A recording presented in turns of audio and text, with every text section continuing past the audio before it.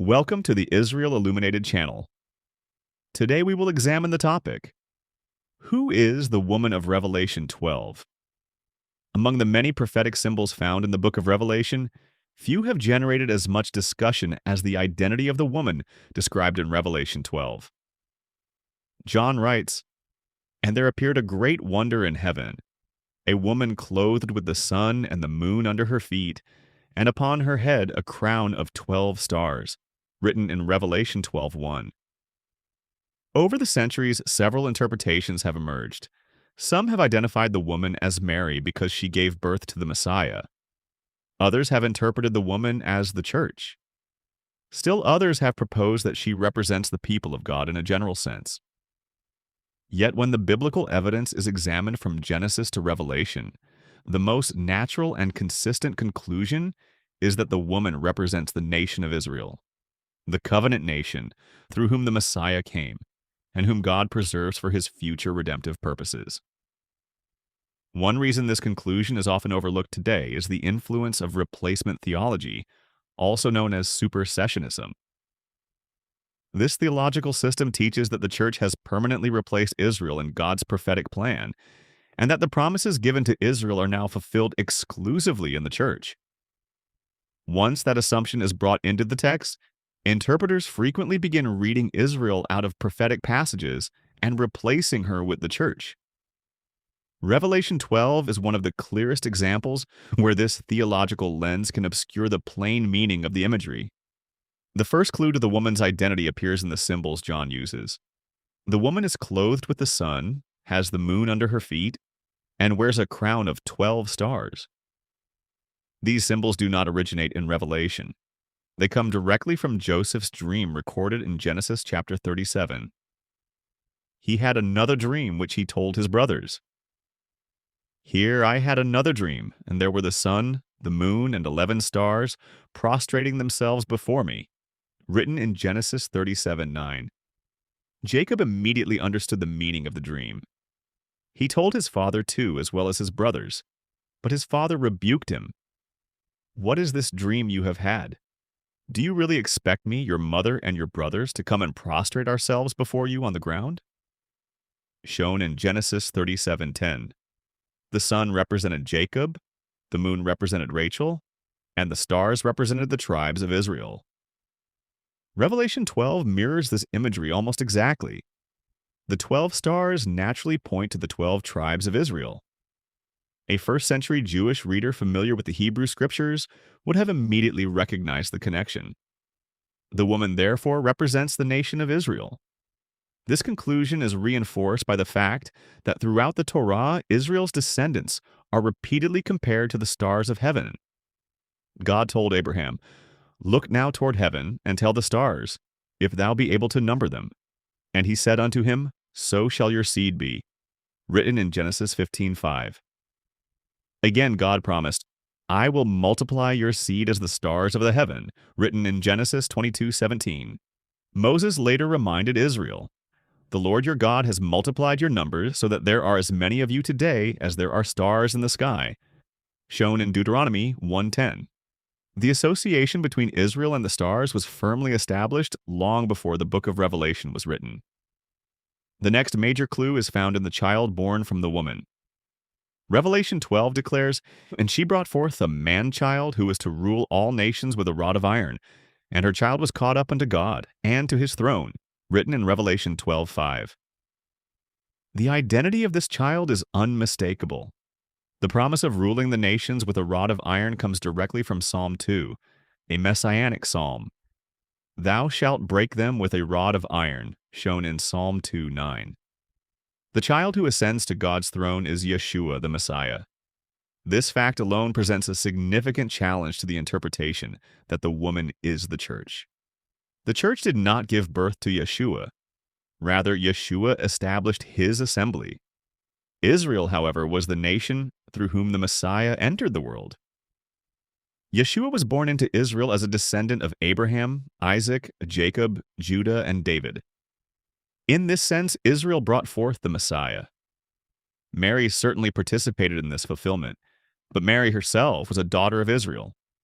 She represents faithful Israel rather than replacing Israel in the symbolism. The Old Testament or Torah repeatedly portrays Israel as God's covenant wife.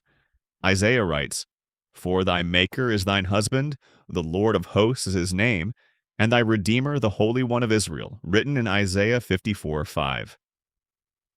Jeremiah reveals God's words, "Turn, O backsliding children, saith the Lord, for I am married unto you," revealed in Jeremiah 3:14. Likewise, Hosea declares, "I will betroth you unto me forever," shown in Hosea 2:19. This imagery forms the background for understanding Revelation 12. When a Jewish prophet describes a covenant woman, wife, or bride, Israel is frequently the subject. Isaiah 54 is especially important because it presents a remarkable parallel to Revelation 12. Following the prophecy of the suffering servant in Isaiah 53, God turns his attention to Zion and speaks of her as a woman. "Sing, barren woman, who has never had a child," shown in Isaiah 54:1. He later declares, "For the Lord has called you back like a wife abandoned and grief-stricken. A wife married in her youth cannot be rejected, says your God," revealed in Isaiah 54:6. The woman in Isaiah experiences rejection, sorrow, and affliction, yet God preserves and restores her. The same pattern appears in Revelation 12. The woman is persecuted by the dragon, yet she is protected by God. She suffers, but she survives. She is opposed, yet God's covenant with her remains intact. The similarities are too significant to ignore. Isaiah's woman is explicitly identified as Zion and Israel. Revelation's woman bears the same covenant characteristics. The prophetic picture becomes even clearer when Revelation describes the woman's flight into the wilderness. "And the woman fled into the wilderness, where she has a place prepared by God," written in Revelation 12:6. Later, John explains, "And to the woman were given 2 wings of a great eagle, that she might fly into the wilderness, into her place," written in Revelation 12:14. This period lasts for 1,260 days, or a time and times and half a time, a period of 3½ years. Many futurist scholars connect this event with Yeshua's warning. "When you therefore shall see the abomination of desolation spoken of by Daniel the prophet, stand in the holy place. Then let them which be in Judea flee into the mountains," written in Matthew 24:15-16. The context is explicitly Judean and Jewish. The warning concerns events occurring in Jerusalem and the temple. The woman fleeing into the wilderness fits naturally with Israel's preservation during the future tribulation. The final verses of Revelation 12 provide perhaps the strongest confirmation of all. John writes, "The dragon was infuriated over the woman, and went off to fight the rest of her children, those who obey God's commands, and bear witness to Yeshua the Messiah," shown in Revelation 12:17. Notice the distinction. The woman and her offspring are not identical. The woman exists first, and then there is a remnant of her seed. If the woman is Israel, the picture becomes coherent. Israel brings forth the Messiah. From Israel emerges the faithful remnant that follows Yeshua. Satan then wages war against both Israel and those who belong to Israel's Messiah. This is also why we see the nation of Israel being opposed on a global scale today. This understanding also sheds light on the identity of the early Messianic Jewish community. The first believers in Yeshua were not Gentiles founding a new religion. They were Jews who believed that the promises made to the fathers had been fulfilled in the Messiah. All the apostles were Jewish. Acts 1:15 tells us that the 120 disciples on the day of Pentecost were Jewish. James led a Jewish assembly in Jerusalem. Paul describes these Jewish believers as a remnant. Even so, then, at this present time also there is a remnant according to the election of grace, written in Romans 11:5. These Jewish believers viewed themselves as the faithful continuation of Israel, not as a replacement for Israel. This continuity appears in Paul's bridal imagery as well. He writes, "For I am jealous for you with God's kind of jealousy, since I promised to present you as a pure virgin in marriage to your one husband, the Messiah," shown in 2 Corinthians 11:2. Similarly, he teaches, Messiah also loved the assembly and gave himself for it, written in Ephesians 5:25. Paul is not creating a new symbol disconnected from Israel. Rather, he is extending Israel's covenant imagery to those who are united with Israel's Messiah.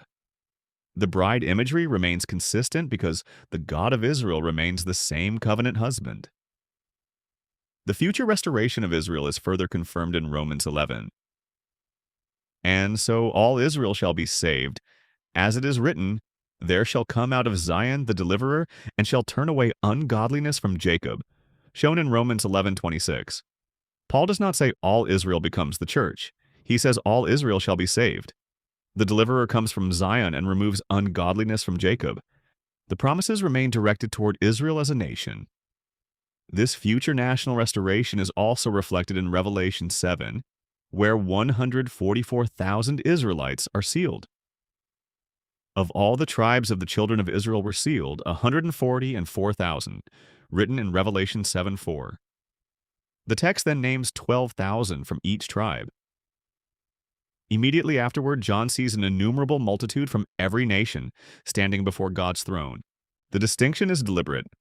One group is specifically identified as Israel. The other comes from the Gentile nations or the Commonwealth of Israel. The inclusion of Levi among the sealed tribes in Revelation 7:7 also points toward the restoration of Israel's priestly calling first given at Sinai. You shall be unto me a kingdom of priests and a holy nation, revealed in Exodus 19:6. The picture is clear. Revelation 14:1 further shows the 144,000 standing with the Lamb or Messiah on Mount Zion in Jerusalem, serving as first fruits of a much larger national restoration. Their existence demonstrates that God has not abandoned Israel, but continues to fulfill his covenant promises. The prophet Ezekiel likewise describes a future restoration in which all 12 tribes receive specific land inheritances in the Messianic kingdom, shown in Ezekiel chapters 47 to 48. When the tribal identities of Revelation 7 are interpreted literally, its consistency demands that Ezekiel's tribal allotments also be understood literally. The restoration of Israel is therefore not merely spiritual, but national, geographic, and covenantal. When all of these passages are considered together, the identity of the woman becomes remarkably clear. Genesis identifies Israel through the imagery of the sun, moon, and stars. The prophets repeatedly portray Israel as God's covenant wife. Isaiah 54 describes a persecuted yet preserved woman identified as Zion. Revelation 12 presents a woman bearing those same characteristics. She gives birth to the Messiah. She is persecuted by Satan. She is protected by God. She has believing offspring who follow Yeshua. Paul foretells Israel's future salvation, and Revelation reveals a restored remnant drawn from the 12 tribes. The cumulative weight of the scriptural evidence clearly points overwhelmingly toward one conclusion. The woman of Revelation 12 is the nation of Israel, the covenant nation through whom Yeshua came, whom Satan seeks to destroy, whom God preserves during tribulation, and through whom he will ultimately fulfill his promises. Even today, Israel faces hostility and hatred from the nations, as predicted by the prophets. The faithful remnant, including the early Messianic Jewish community, and all who belong to Yeshua, are best understood as the woman's offspring, rather than the woman herself. Once the assumptions of replacement theology are set aside, and Scripture is allowed to interpret Scripture, the identity of the woman emerges with remarkable clarity from Genesis to Revelation. Thank you for watching the Israel Illuminated channel. If you like our channel, please like and subscribe, and we'll see you on the next one.